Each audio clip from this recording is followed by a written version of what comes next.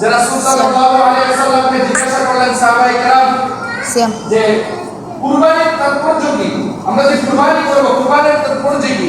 রাসূল আকরাম সাল্লাল্লাহু আলাইহি ওয়াসাল্লামকে সাহাবা এভাবে প্রশ্ন করেন, মা হাদিহি আদহাই ইয়া রাসূলুল্লাহ, আমি যে কুরবানি করব তার তাৎপর্য কি?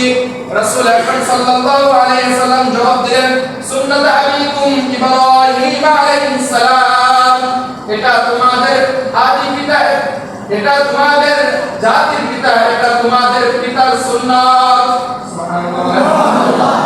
আল্লাহ রাসূল বলেছেন সুন্নাত আবিকুম ইব্রাহিম আলাইহিস সালাম, এটা তোমাদের পিতার একটা সুন্নাত।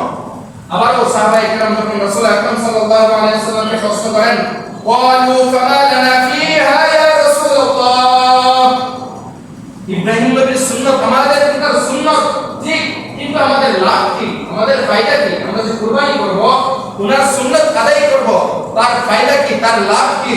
তখন রাসূল আকরাম সাল্লাল্লাহু আলাইহি ওয়াসাল্লাম আবার বলেন, ক্বালা বিকুল্লি শাওরাতিন হাসানা, যে পশুটাকে তুমি কুরবানি করবা, যে পশুটাকে তুমি আল্লাহর রাস্তায় দিবা, ওই পশুর গায়ের মধ্যে যত পরিমাণ রূম আছে, প্রত্যেকটা রূমের বিনিময়ে একটা করে নেকি তোমার আমলনামায় দান করবে। সুবহানাল্লাহ।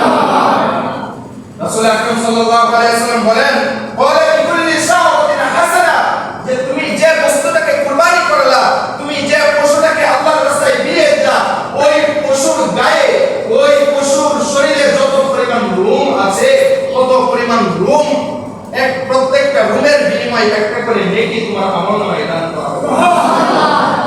সাহাবায়ে কেরাম আবারো প্রশ্ন করে, ফাসফুফ ইয়া রাসূলুল্লাহ, ফাসফুফ ইয়া রাসূলুল্লাহ, আমি দুম্বা দিব, হয় বেড়া দেব না, আমি ছাগল দিব, ওইগুলার সময় কি? আমি যে দুম্বা দিলাম, আমি যে বেড়া দিলাম, ওইগুলার লাভ কি? আমি যে কুরবানি করলাম, ওটারও কি লাভ? ওটারও কি একই ফায়দা? রাসূল সাল্লাল্লাহু আলাইহি ওয়াসাল্লাম আবার বলেন, ক্বালা বিকুল্লি শাওরাতিন মিনাস সুফি হাসানা, সাইদ ছাগল হোক, বকরি হোক, বেড়া হোক, যেটা তুমি আল্লাহর রাস্তায় বিলিয়ে দিবা, যেটা আল্লাহর রাস্তায় কুরবানি করবা, যদি ছাগল হয়, দুম্বাও হয়, আল্লাহ তাআলা ওই ছাগলের গায়ে যতটুকু পরিমাণ রূম আছে, তত পরিমাণ রূম আল্লাহ তাআলা তোমার আমলনামায় নেকি হিসেবে দান করবেন। এভাবে রাসূল আকরাম সাল্লাল্লাহু আলাইহি ওয়াসাল্লামকে প্রশ্ন করে যাচ্ছেন।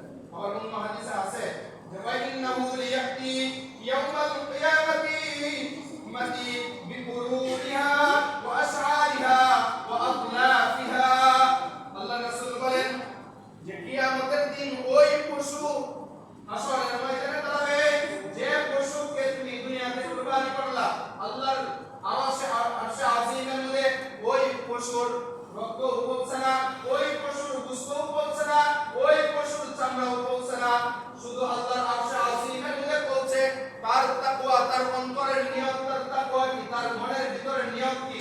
এইজন্য আল্লাহ রাসূল আরেক হাদিসে বলেন, ইন্নামাল আ'মালু বিন্নিয়াত, যে সমস্ত কাজে নিয়তের উপর নির্ভর করো, তোমার নিয়তকে ইখলাস করো, আগে তাকওয়া ঠিক করো, আগে তাকওয়াকে